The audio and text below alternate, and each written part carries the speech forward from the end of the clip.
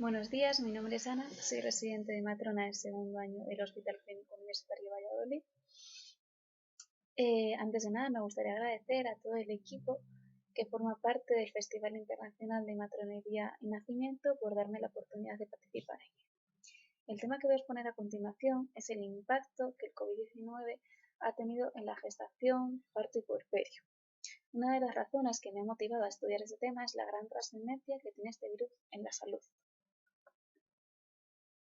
Actualmente nos encontramos ante una emergencia sanitaria global, con más de 43.000 millones de casos de contagios y más de 1 millón de muertes en todo el mundo.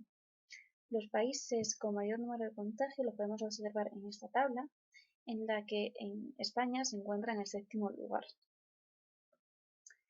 Entre los grupos de riesgo se incluyen a las embarazadas y a los niños menores de 5 años. Durante la gestación se producen cambios fisiológicos e inmunológicos que hacen que las embarazadas sean un grupo de riesgo para múltiples procesos clínicos. Entre ellos se incluyen las enfermedades infecciosas, como puede ser la infección por coronavirus 2019. He de decir que las embarazadas tienen 7 veces más riesgo de ingreso hospitalario que las mujeres no embarazadas. Además, la tasa de mortalidad tras infección por virus SARS-CoV-2 es del 10% de la población general, mientras que en embarazadas se incrementa al 25%. Hasta ahora, no hay una evidencia firme de transmisión vertical intrauterina antes, durante o tras el parto del virus SARS-CoV-2. No se ha podido demostrar la presencia del virus en fluidos genitales, líquido amniótico, sangre de cordón, ni en la boca u ano del recién nacido. Tampoco se ha detectado el virus en leche materna y no se ha registrado ningún contagio madre-hijo por esta vía. Además, las características del virus indican que es muy improbable que se transmita a través de la leche.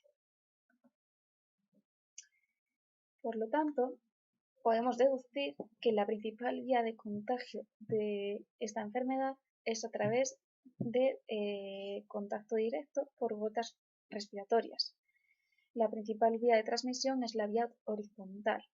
Sin embargo, el riesgo de transmisión horizontal es el mismo en embarazadas que en la población general. Las embarazadas tienen el mismo riesgo de contraer la infección y de complicaciones graves que la población general. De hecho, la mayoría de las gestantes cursan la enfermedad de forma leve o asintomática.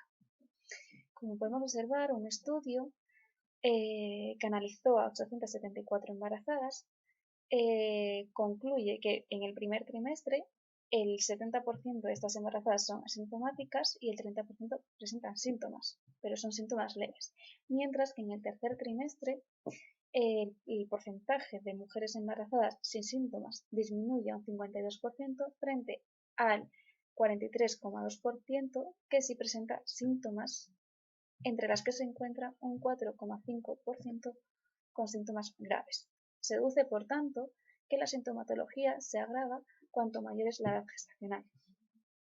Además, la evolución de la infección por COVID-19 durante la gestación puede ser más severa que en otras poblaciones de riesgo. Por otro lado, existe un riesgo aumentado de tromboembolismo venoso en gestantes infectadas por COVID-19. Esto es debido al estado de hipercoagulabilidad propio del embarazo, sumado asimismo a una inmovilidad provocada por el confinamiento. La infección por COVID-19 conlleva mayor riesgo de complicaciones durante la gestación. Dependiendo de la edad gestacional, se ha visto que durante el primer trimestre no hay mayor riesgo de aborto ni tampoco de efectos congénitos en el recién nacido. Sin embargo, en el tercer trimestre hay un riesgo incrementado de parto prematuro, crecimiento intrauterino restringido o pérdida de bienestar fetal intraparto. El resultado neonatal más frecuente es el parto prematuro, aunque se cree que la causa pueda ser iatrogénica. Además, diversos estudios han demostrado un aumento del 50% de los partos de fetos fallecidos durante marzo y mayo de 2020. Los recién nacidos hijos de madres COVID positivas presentan más riesgo de ingreso hospitalario. No obstante, los síntomas suelen ser leves y la mayoría de los bebés presentan un Apgar superior a 8 a los 5 minutos de vida.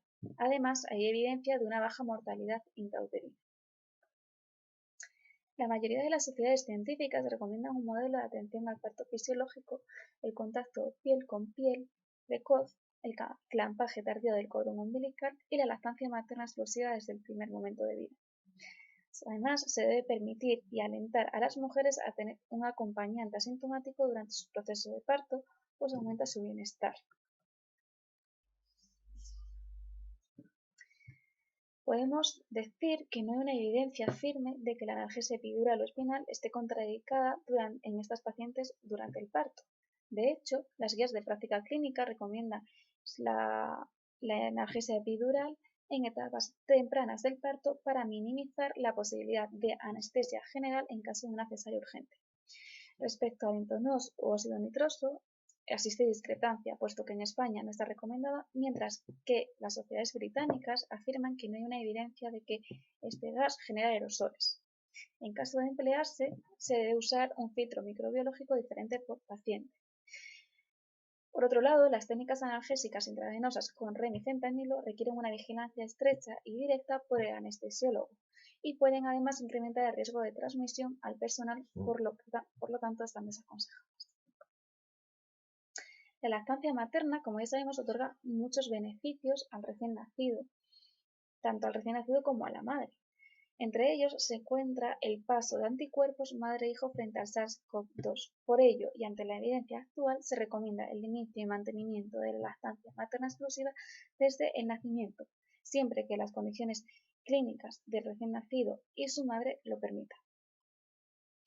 Siendo la recomendación de la mayoría de sociedades científicas nacionales e internacionales, ante una madre con infección por COVID-19, si el estado materno y neonatal lo permiten, se recomienda fomentar la lactancia materna también durante el periodo de riesgo infeccioso, siempre manteniendo medidas estrictas de aislamiento y gotas. Otra opción también válida es realizar una extracción de leche y que ésta sea administrada al neonato a través de un cuidador sano. He de decir que no es preciso pasteurizar ni someter la leche materna a ningún tratamiento antes de administrarla al recién nacido. Por tanto, mantener la lactancia podría disminuir el impacto clínico de la enfermedad en el lactante, puesto que se ha detectado la presencia de anticuerpos IgA frente al SARS-CoV-2 en leche de madres infectadas.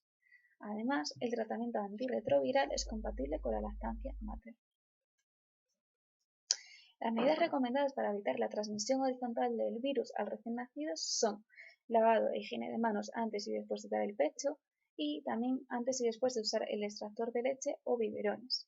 Evitar, por supuesto, toser o estornudar sobre el bebé mientras se está alimentando. Cuando se use el extractor de leche debemos seguir las recomendaciones de limpieza después de su uso. Es fundamental el uso de una mascarilla quirúrgica en todo momento, especialmente cuando vaya a coger al recién nacido y alimentarlo, y además una limpieza de la piel a nivel mamario y de las superficies de contacto. El Ministerio de Sanidad insiste y recomienda la vacunación frente al virus de la gripe en todos los grupos de riesgo, incluidas también las embarazadas.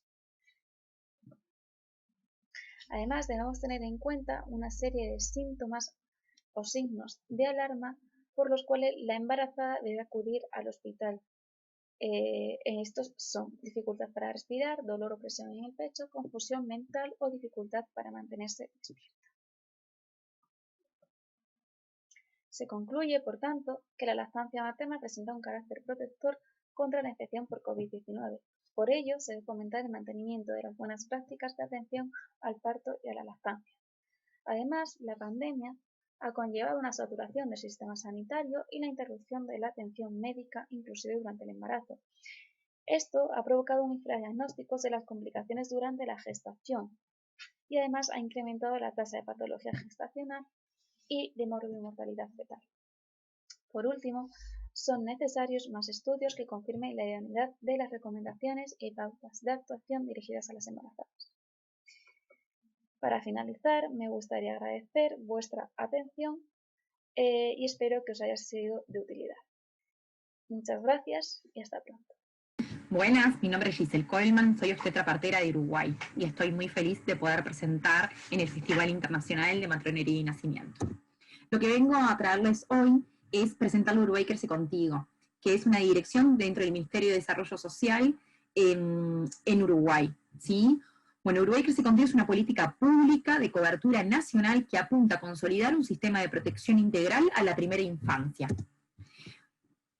Uruguay es un pequeño país en América del Sur, el cual nos caracterizamos por la democracia y por la paz. Es un país progresista y que ha tenido una fuerte historia en estos últimos 15 años en la agenda de derechos. Nos caracterizamos por el fútbol, nos caracterizamos por el mate y nos caracterizamos también por esa bella rambla y por los derechos, ¿sí? Y las políticas públicas de estos últimos tiempos. Y bueno, lo que traigo a presentarles es cómo ha sido la política pública en estos últimos años que ha trabajado Uruguay poniendo foco en la primera infancia. Y cuando me refiero a primera infancia, me refiero desde la gestación y los primeros años de vida de una persona. Y bueno, y ahí desde 2012, donde se consolida Uruguay Crece Contigo, que es lo que les traje a presentar. Como ya les venía diciendo, Uruguay Crece Contigo en los últimos años ha tenido un gran progreso en la agenda de derechos enfocada a la primera infancia. Y bueno, tenemos esta cobertura a nivel nacional. Uruguay Crece Contigo surge como un espacio de fortalecimiento y de articulación con lo que venían trabajando en diferentes puntos, con diferentes acciones y diferentes programas, pero unificado como una única política para llevado a cabo a todo el país. Tiene diferentes divisiones y se trabaja a través de prestaciones universales que para toda la población, como este bolso maternal, que es entregado en la maternidad a todas las mujeres que tienen su bebés, sin importar en qué institución de salud sea, y prestaciones focalizadas, que son intervenciones que se hacen directamente a las familias de mayor vulnerabilidad socioeconómica. Esto estaría dentro de lo que nosotros llamamos programa PAF de Territorios para Crecer, que son un acompañamiento que se realiza en el domicilio con las familias. ¿Cuál es el rol de las parteras?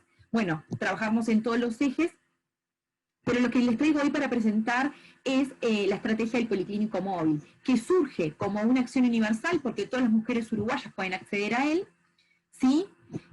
Y que bueno, yo como partera les voy a contar de de dónde viene esto. El Policlínico Móvil es una donación de la Embajada de Japón y es un convenio entre MIDES, el Ministerio de Desarrollo Social, que es del quien estaba hablando, y ACE, que es de la parte de salud estatal, ¿sí? Este Policlínico Móvil en realidad es como trae como una herramienta de articulación para llegar a lugares donde no se puede llegar, ya sea por falta de accesibilidad geográfica como parte de accesibilidad tanto cultural o social, ¿sí? Está compuesto por un médico de familia, que es mi compañero, y 2 psicólogas, que son mis compañeras. Este policlínico en realidad funciona como si fuera un consultorio, por lo cual se podría adaptar para cualquier actividad comunitaria, y la funcionalidad no es aparecer como un dispositivo más, sino como una herramienta tanto para los servicios de salud como para los servicios territoriales de poder generar una articulación, ¿sí?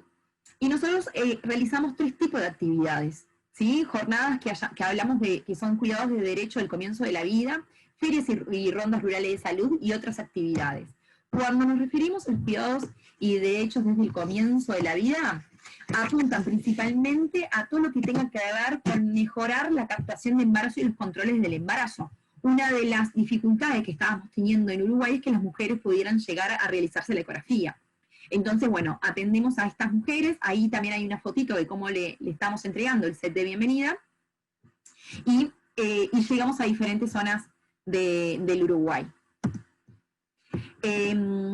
Entonces, cada vez que trabajamos con el Policlínico Móvil tenemos una zona de recepción, que esa zona de recepción es como de llegada a las familias, donde se le hace una breve entrevista y a partir de ahí se ve como su situación de salud.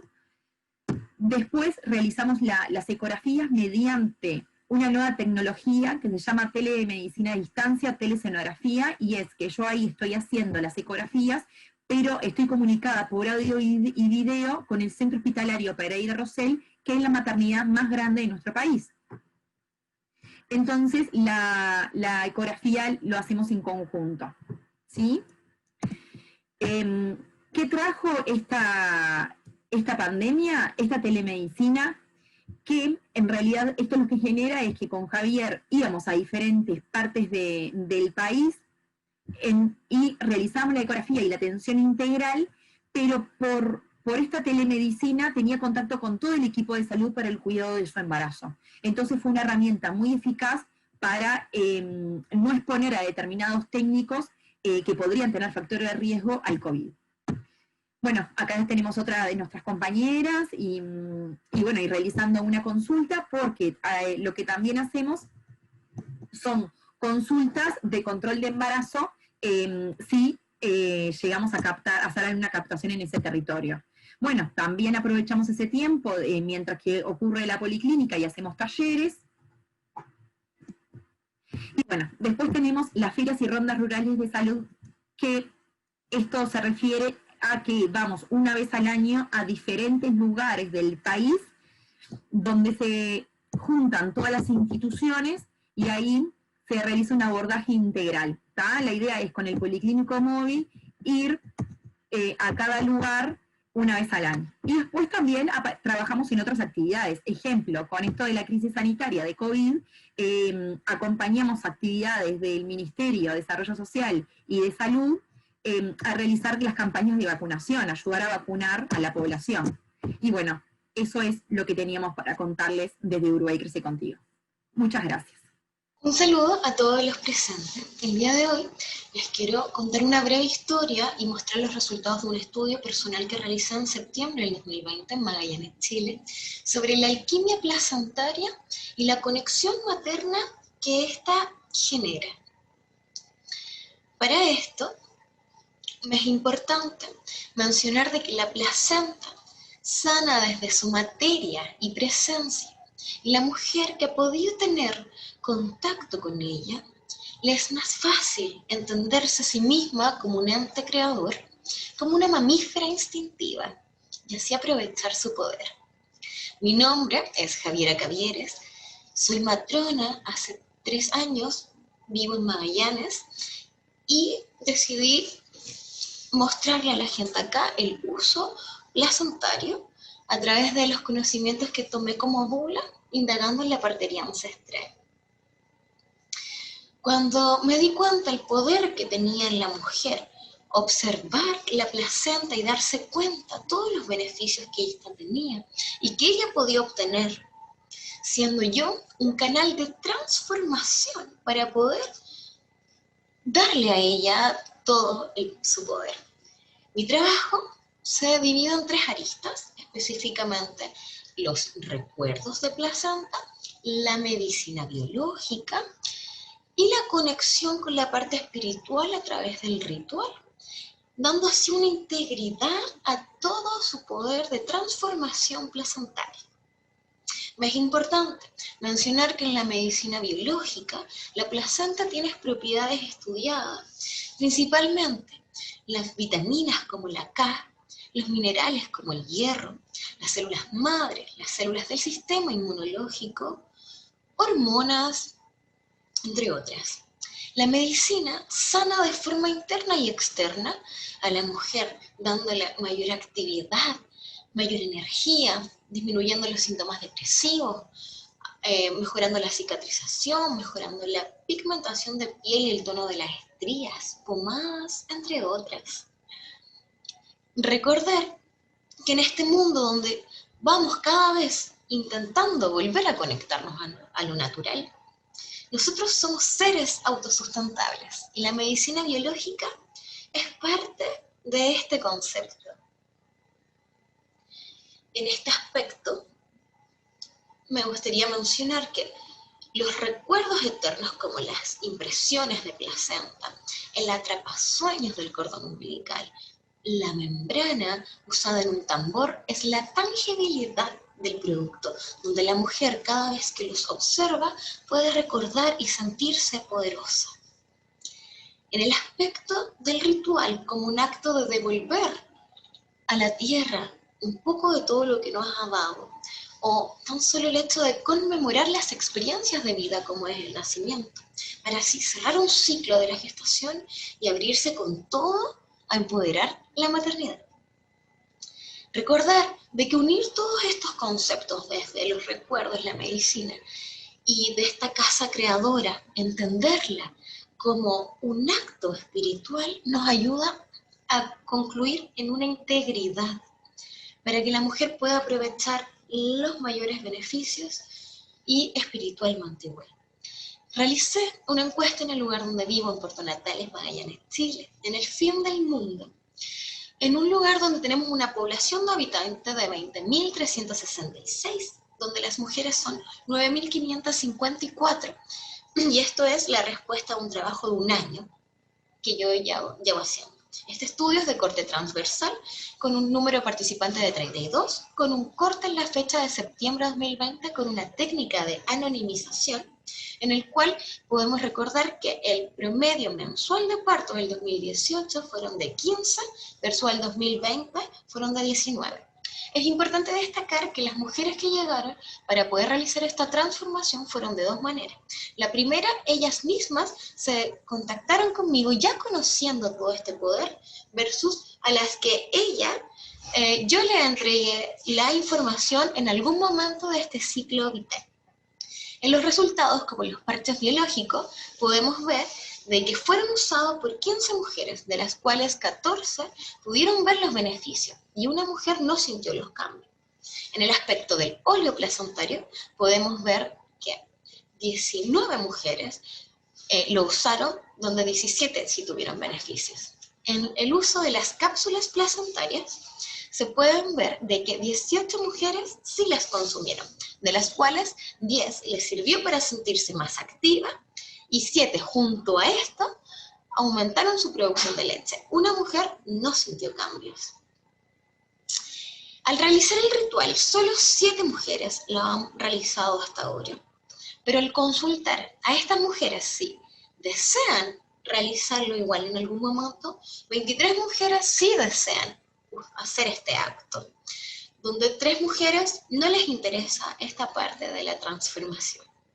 En el contacto con la placenta, entonces, ¿me sirvió como madre?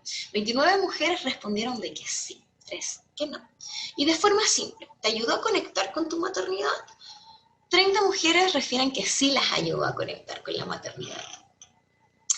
Y en un aspecto, para ir concluyendo, una pregunta sobre, ¿recomendarías la transformación placentaria? Absolutamente todas las mujeres recomendarían realizar esto. Recordar que desde el 2017 se puede hacer retiro de la placenta en la salud de Chile, y en Puerto Natales los datos estadísticos del 2018 tenían 0% de retiro, versus que el 2020 llevan 20%. Todo acto es importante para cada vivencia de la maternidad. Una buena frase para poder concluir este trabajo. Los invito a seguir mi Instagram, Placentando y Matrona Conectada, donde involucro mucho amor. Así que muchas gracias por este espacio. Hola, buenos días. Mi nombre es Giselle Coleman, soy obstetra-partera de Uruguay y estamos muy felices de participar del Festival Internacional de Matronería y Nacimiento. Bueno, buenos días. Junto con Giselle conformo el grupo Gestar Derechos. Mi nombre es María de la Paz Echeto, soy una de las abogadas. Somos varias integrantes, mujeres profesionales de distintas temáticas que nos juntamos para trabajar los temas vinculados al parto humanizado y a la violencia obstétrica. Vimos la necesidad durante la pandemia del COVID-19 de formarnos como grupo, ya que estábamos viendo que muchas mujeres gestantes estaban viendo violentados sus derechos a la hora de concurrir a los centros de salud. ¿Qué entendemos por violencia obstétrica? Son las prácticas realizadas por el equipo de salud que genera un sufrimiento tanto emocional como físico en la mujer. La maternidad y todo lo que lo rodea Son temas que quedan invisibilizados en el ámbito doméstico. El ideal materno va a oscilar entre la madre sacrificada al servicio de la familia y la supermujer capaz de poder compaginar el trabajo, la crianza y cumplir con todo. Ahora, ¿qué entendemos por esto de ser madre? Que no hay una maternidad única, pero sí hay modelos impuestos por el patriarcado y por el mundo capitalista. Uruguay es un pequeño país en América del Sur, con una población de 3,5 millones, en donde 1,5 millones está en la capital de nuestro país, que es Montevideo.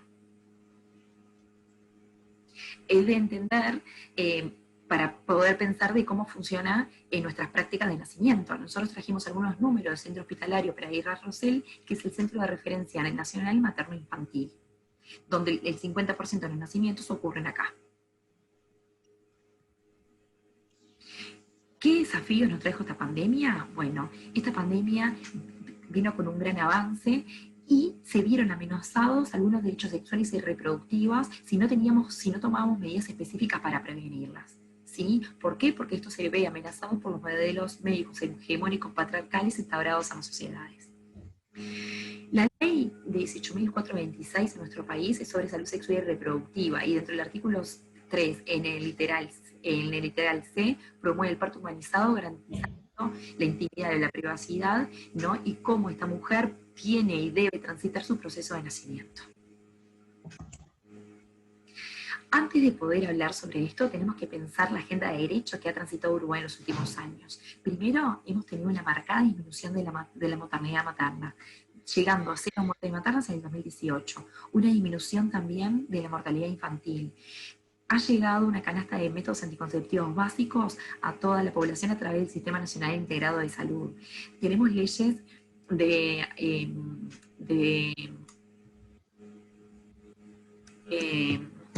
reproducción asistida.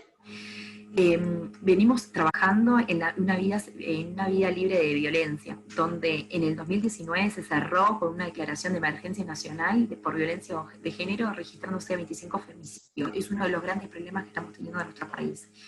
También se ha disminuido las muertes maternas con la ley de interrupción voluntaria del embarazo, que las mujeres dejaron de hacerse interrupciones de embarazo bajo situaciones de riesgo, generando así disminución de riesgos y daños. Todo esto se ha podido lograr gracias a la disposición de la Ley de Salud Sexual y Reproductiva, como habíamos mencionado hoy. Y esto se pudo lograr a través de una agenda de derecho, pudiendo tener salud, educación y desarrollo social. ¿Sí? Bien, en nuestro ordenamiento jurídico tenemos diversos instrumentos que nos dan un marco para lo que es la prevención y la erradicación de la violencia obstétrica, si bien todos estos instrumentos no son suficientes, ya que lo que se necesita es trabajar en la prevención. Por un lado queremos mencionar en primer lugar lo que es la última disposición referida al tema, que es la ley 19.580 sobre violencia hacia la mujer basada en el género, que es la primera que da una definición de violencia obstétrica. Lo que tiene de importante esta disposición es que su decreto reglamentario establece que las recomendaciones del Ministerio de Salud Pública sobre las prácticas para la asistencia del embarazo y del nacimiento son normas de aplicación obligatoria, y que aquellos centros de salud que se aparten de las mismas pueden incurrir en lo que se considera violencia obstétrica. Luego tenemos la ley 18.335, que es sobre los derechos de los usuarios de la salud, que establece lo que es el consentimiento informado y le da la importancia, junto con su decreto reglamentario, le da la importancia a que el paciente realmente sea informado sobre su diagnóstico, sobre los procedimientos que son tratamientos y sobre todas las intervenciones, para que él pueda tomar una decisión en base a toda la información de la cual dispone. Luego tenemos la ley 17.386 y su decreto reglamentario, que es sobre el acompañamiento a la mujer embarazada durante el tiempo que dura el trabajo de parto, el parto, cesárea y puerperio, que es una de las cosas que se ha visto violentada durante el inicio de la pandemia y por la cual hemos tenido que trabajar, ya que no se le permitía el acompañamiento a las mujeres gestantes. Por eso tuvo que intervenir la Institución Nacional de Derechos Humanos y Defensoría del Pueblo del Uruguay, que sacó una resolución en la cual se estableció explícitamente que el incumplimiento de esta ley podía formar parte de acciones que constituyan violencia obstétrica. Las conclusiones que sacamos y lo que venimos transitando en estos meses es que la violencia obstétrica es una forma más de la violencia de género y que para la prevención necesitamos el compromiso de todos, de los equipos de salud, de la sociedad y de los estados, y que esto aparezca en la agenda política para poder generar las mejores herramientas en la prevención de la violencia obstétrica en el Uruguay y en el mundo. Bueno, muchas gracias por el espacio. Hola, buenas. Mi nombre es Mary Narváez y soy madre, doula y comadrona. Siempre digo que este orden no es casual. Estoy aquí en representación mía propia y en representación de la asociación Nacer en Casa. Yo soy matrona hospitalaria y también tengo actividad como comadrona independiente con el grupo del útero a tus brazos, atendiendo partos y dilataciones en casa. La literatura está llena de citas como esta, citas que relatan partos en la naturaleza, en casa, atendidos o no. Con esto quiero decir que la especie humana somos el producto de una larga sucesión de partos en casa. El parto antes era un evento cotidiano, familiar, conocido, la maternidad tenía valor social. Ahora el parto nos resulta desconocido, nos acercamos a él la primera vez que somos madres. Al igual que muchas veces nos acercamos a un bebé cuando somos madres por primera vez, muchas de nosotras no hemos tenido un bebé en nuestros brazos, ni siquiera eso. Antes cogíamos a los bebés de nuestras primas mayores, de nuestras hermanas mayores, de nuestras tías. No quiero decir que antes todo fuera idílico. Yo soy una persona que pienso que hay que coger lo mejor de antes y lo mejor de ahora. Ahora pues vivimos bastante más aisladas, no tenemos estirpe, no tenemos modelos de referencia, nos creemos muy liberadas, pero estamos otra vez cayendo en la trampa del patriarcado. Sin embargo, las mujeres estamos conectadas a los ciclos naturales, tenemos nuestra menstruación, pero realmente se hacen ritos de paso en esta sociedad para que una mujer se conozca a sí misma con su menstruación. Estamos conectadas con nuestros ciclos, nuestros trabajos y el ritmo que tenemos a veces nos dejan. Cuando conocemos a alguien sexualmente, antes no hemos conocido a nosotras lo suficiente. Tenemos muchos problemas de autoestima y de esta forma así llegamos al embarazo y al parto, que nos pilla con muchas mancanzas. En los años 70 el parto pasa de ser un evento familiar, cotidiano, cercano, a ser un evento hospitalario, de un entorno meramente femenino a un entorno meramente masculino. Y el locus de control del parto, de pasar de estar dentro de la mujer y dentro de un entorno femenino, pasa a estar fuera. En el año 1988 nace la asociación Nacer en Casa, con el fin de normalizar el seguir teniendo partos en casa, seguir teniendo a los bebés en casa como siempre lo habíamos hecho. Esta asociación a la cual pertenezco ha hecho un trabajo y está haciendo un trabajo de visibilización, de normalización de los partos en casa para considerarlo una opción al menos tan segura como el hospital. Aquí tenemos a nuestra presidenta honorífica, que es Consuelo Ruiz Vélez Frías. Ella trabajó mucho en la preparación psicoprofiláctica al parto y en el componente emocional que tiene el dolor, y decía, y yo creo que con razón, que estamos condicionadas, que tenemos un condicionamiento hacia el parto, escuchamos la palabra parto y ya se nos activa el dolor. Escribió unos cuantos libros muy interesantes. Y bueno, yo os quiero hablar también, conectando aquí con la idea de Consuelo Ruiz y de la mujer como ser racional, porque lo somos, parece mentira que haya que decirlo. Quiero hablar un poco del concepto de responsabilidad y del concepto de autonomía. A lo largo de nuestra vida, desde que somos pequeñas, se nos da mucha responsabilidad. Siéntate, niña, cuida tus cosas, haz tu tarea, y niño también. Pero se nos da autonomía. porque la autonomía es lo que nos hace libres. La responsabilidad nos obliga, pero la autonomía nos hace libres. Entonces, especialmente en España, donde la educación es bastante directiva, si estamos todo el rato dirigiendo, cuando se nos da a elegir en un momento con una carga emocional tan fuerte como es nuestro parto, es que nuestro embarazo, nos quedamos paralizadas. Sin embargo, nosotras tenemos la posibilidad de elegir.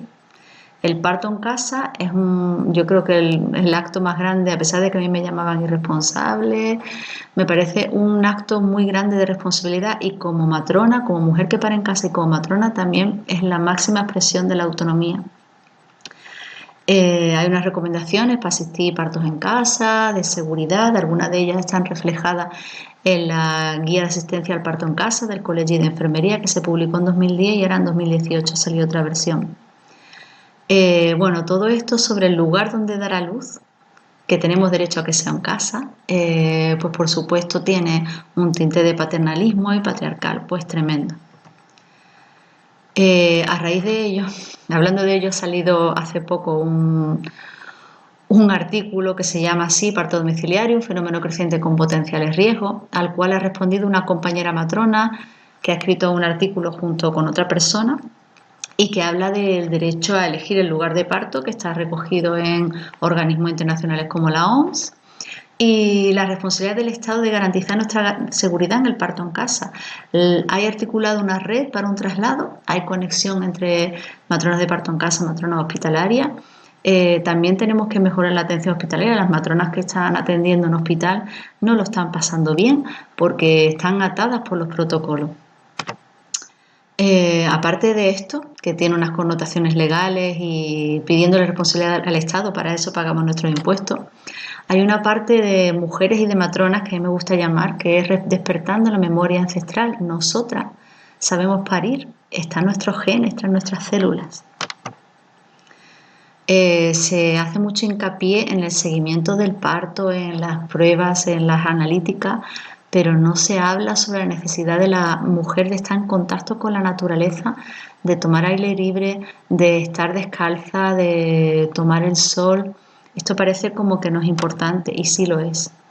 Antes de hablar de un protocolo de parto fisiológico, pensemos antes en no molestar, en esa máxima de primum non nocere. Un proceso fisiológico no se promueve, simplemente no se molesta y sucede. Para que muchas más mujeres tengan una cara como tiene esta, que soy yo, después de mi segundo parto. Para eso luchamos, sea en casa o en el hospital. Muchas gracias de verdad por organizar este evento y muchas gracias a todas por escucharme. Hola, me llamo Estíbaliz. Disculpad que mi voz suena un poco cavernosa, no puedo hacer nada al respecto. Hoy os voy a hablar del yoga en el embarazo, que es algo que se suele recomendar mucho a las mujeres. ¿Te duele la espalda? Pues vete a yoga, que te va a venir muy bien. Y es verdad que el yoga tiene un montón de beneficios para las mujeres embarazadas y para todo el mundo. Muchos de ellos están respaldados por estudios científicos y bueno, parece un poco que a quién le va a sentar mal el yoga.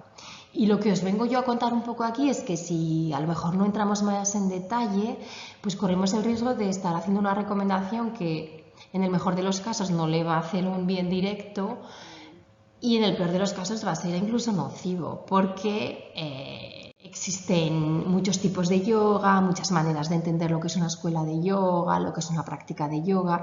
Entonces, si no damos más detalles, pues es una recomendación un poco vacía.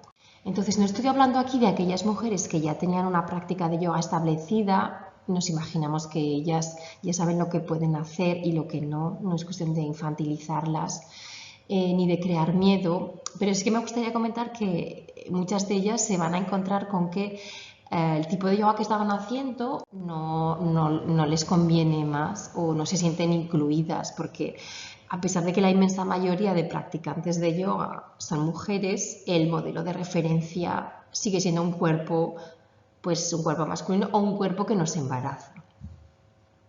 Pero vamos a hablar sobre todo de esas mujeres que a lo mejor han hecho alguna vez pero no saben mucho sobre el yoga y que de repente con el embarazo es pues como que se ponen a ello o se lo recomendáis vosotras, matronas, fisios. Hay muchas ideas ya que todas las profesoras de yoga conocen y que nunca van a proponer a una mujer embarazada en su clase. Por ejemplo, ponerse sobre el vientre o hacer una postura con una torsión muy extrema del torso. O, por ejemplo, no van a recomendar que hagan una práctica de respiración donde hay que hacer una retención o una apnea. Todas esas cosas yo creo que ya están bastante extendidas, pero luego hay otras ideas que no están nada claras. Y, por ejemplo, todo lo que tiene que ver con el extra de laxitud ligamentosa que se produce durante el embarazo por causas hormonales, eso crea bastante confusión. Hay algunas profesoras de yoga que se sienten un poco asustadas frente a eso y que casi no dejan moverse a las mujeres embarazadas, no vaya a ser que se rompan. Y sin embargo, en otras prácticas de yoga como que se celebra mucho y el hecho de poder hacer muchas posturas, ¿no? Con ese extra de flexibilidad. Y bueno, la idea es que hay que tener cuidado, especialmente en algunas articulaciones como las articulaciones de la pelvis, la articulación sacroiliaca, esas posturas que salen en la diapositiva donde además hay una disimetría, son posturas que las mujeres embarazadas no deberían estar haciendo porque pueden provocar o pueden agravar un dolor pélvico. Y que además es un poco contraintuitivo, porque cuando ahí empieza a haber dolor ahí parece que hay ciertas profesoras de yoga que con toda su buena intención van a decir no, pero estira, ponte a hacer esta postura que te va a estirar. Y justamente lo que queremos no es estirar, lo que queremos es estabilizar. Entonces, en resumen, la idea es que se muevan, porque el cuerpo embarazado se quiere mover todas las articulaciones dentro de un rango de movimiento normal en lugar de solo unas pocas y en rangos extremos de movimiento. Otro de los puntos fuertes del yoga es el trabajo que se hace sobre la respiración, la conciencia de la respiración. Eso es súper positivo, pero las mujeres embarazadas tienen que darse cuenta de que es posible hacer respiraciones profundas utilizando otras partes de su cuerpo, utilizando sobre todo el tronco, las costillas, la parte de detrás de la espalda, sin necesidad de incidir en que el abdomen se mueva todavía más y se debilite todavía más el abdomen y el suelo pélvico. Hablando del suelo pélvico, hay una práctica de yoga que se llama Mula Bandha, que se supone que tiene efectos energéticos. Se utiliza en muchas prácticas de yoga, en algunas prácticas se mantiene durante tiempo y tiempo, o en algunas solo se hace durante unos segundos.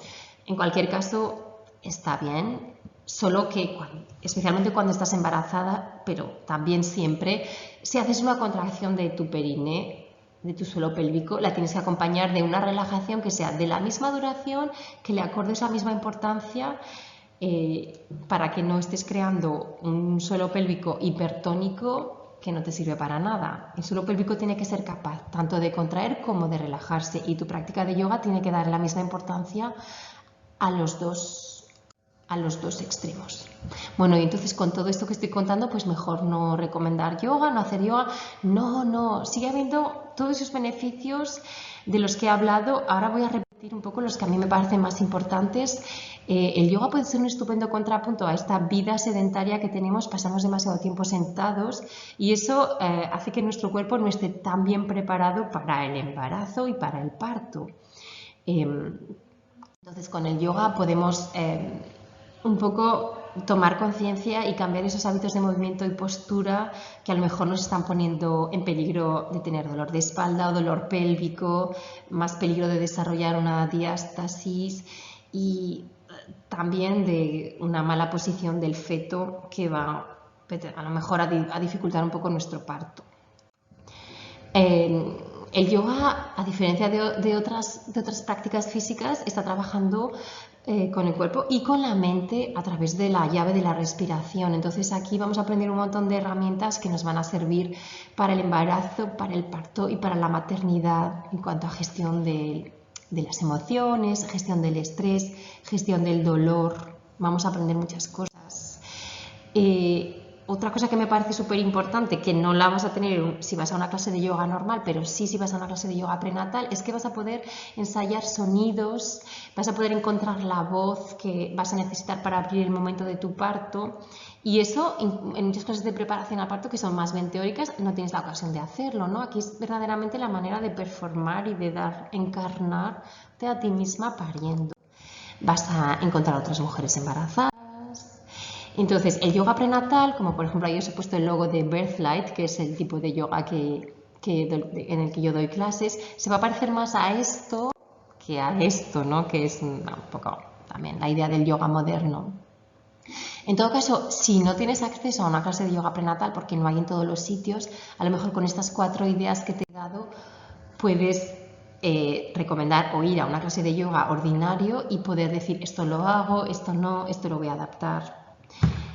Y si tenéis más preguntas, podéis contactarme ahí, El Río Yoga. Gracias por escuchar. Hola, mi nombre es Julia Pekovic, soy licenciada en obstetricia, me recibí en la Universidad de Buenos Aires, en la República Argentina, y quería realizar esta presentación para compartirles a ustedes la experiencia que tuvimos las licenciadas obstétricas al insertarnos en un hospital general en el cual nunca habían trabajado licenciadas en obstetricia en una provincia donde solo un hospital contaba con licenciadas obstétricas. La experiencia fue muy positiva y logramos que en los partos se respete más la fisiología, obteniendo mejores resultados perinatales, y por lo cual estamos muy orgullosas y esperamos que estas experiencias se puedan repetir en todos los hospitales. Donde haya más obstétricas, hay mejores nacimientos y mujeres más empoderadas y mejores lactancias. Bueno, muchas gracias por permitirme participar. Saludos a todas las colegas.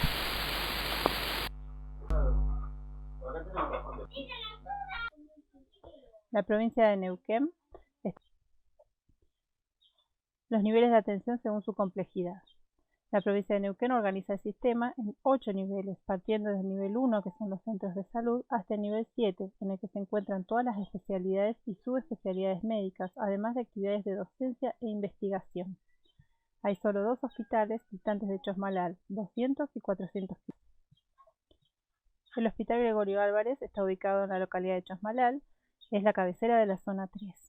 En cada zona sanitaria existe un hospital de cabecera nivel 4, con 4 especialidades básicas como cirugía general, pediatría, tocoginecología y clínica médica, además de médicos generalistas que son la base del sistema sanitario neuquino. La atención de la población en general está a cargo de médicos generalistas, también denominados médicos de familia. Estos profesionales realizan los controles prenatales y la asistencia de partos de bajo riesgo en los hospitales del interior de la zona, nivel 3. En caso de embarazos con factores de riesgo, indicación de cesárea o distorsión de trabajo de parto puerperio, se derivan al Hospital Gregorio Álvarez. Hasta el año 2014, en el Hospital Cabecera de Chosmalal, los partos y cesáreas eran asistidos por 3 tocoginecólogos, los cuales realizaban guardias pasivas. Las mujeres eran evaluadas por un médico generalista en la guardia y durante su internación permanecían mayormente acompañadas por sus familiares y por personal de enfermería. Los controles de embarazo los realizaban generalistas y ginecólogos.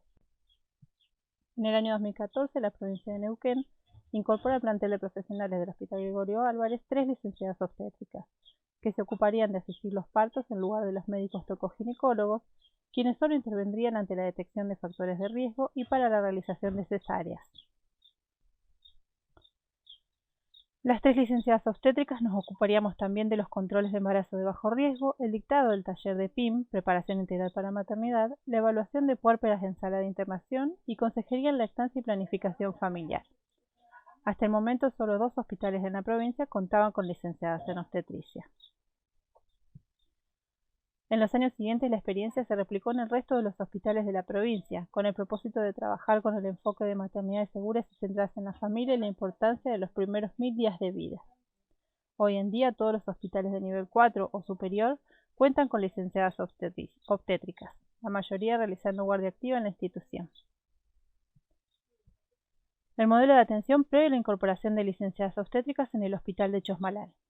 Las mujeres permanecen en ayunas durante el trabajo de parto. Se realizaba episiotomía de rutina en primíparas. Era usual la práctica de Christeller. Se conducía con oxitocina la mayoría de los trabajos de partos y si no progresaba en pocas horas se resolvía con cesárea. Si era indicada cesárea por cesárea anterior o presentación podálica, se realizaba a las 39 semanas, limitando la posibilidad de parto con una cesárea anterior.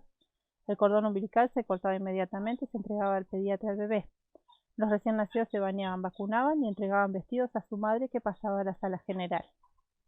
Los partos eran todos en el sillón de partos. El modelo de atención actual. Se permite deambular, comer y beber de acuerdo a la decisión de las usuarias. La posición del parto es a elección de la parturienta, igualmente que si desea luz, el ambiente, la música que desea escuchar y su acompañante. No se canaliza de rutina. El estreptococo positivo se coloca antibiótico con vía intermitente hasta el parto. Se espera que el cordón deje de latir para cortarlo. El recién nacido se coloca sobre el pecho materno al nacer. Las cesáreas se programan a las 41 semanas para dar la posibilidad de que inicie trabajo de parto o versión encefálica. El acompañamiento es permanente por la profesional obstétrica desde la internación. El recién nacido se entrega a su madre para hacer piel a piel. Estas son unas fotos del taller de preparación para la maternidad, que consta de diversos contenidos, desde la presentación de los elementos que van a encontrar en la sala de parto, consejos nutricionales sobre lactancia, cuidados en el embarazo y más. Esta es una foto de un parto vertical en el banquito de partos. Las mujeres eligen a sus acompañantes, la posición en la que desean parir y cuándo es el momento de que la pediatra lleve al bebé para realizar los primeros controles. El ambiente de nacimiento es cálido y la luz suele ser tenue. Las comodidades en sala de parto incorporadas por sugerencia de las licenciadas obstétricas. Ducha con agua fría y caliente, pelotas o balones de esferodinamia, colchonetas para utilizar en el piso, tela y barras para adoptar posturas colgantes y sostén en cuclillas, lámpara para iluminar lo necesario en caso de apagar las luces centrales, banco de parto, reproductor de música. Promovemos la lactancia desde la primera hora de vida, sin interrupciones innecesarias. Luego de los controles pediátricos iniciales, el recién nacido vuelve con su madre, desnudo o desnuda, y permanecen junto a su acompañante en una sala reservada por 2 horas antes de regresar a la sala general. Muchas gracias por su atención.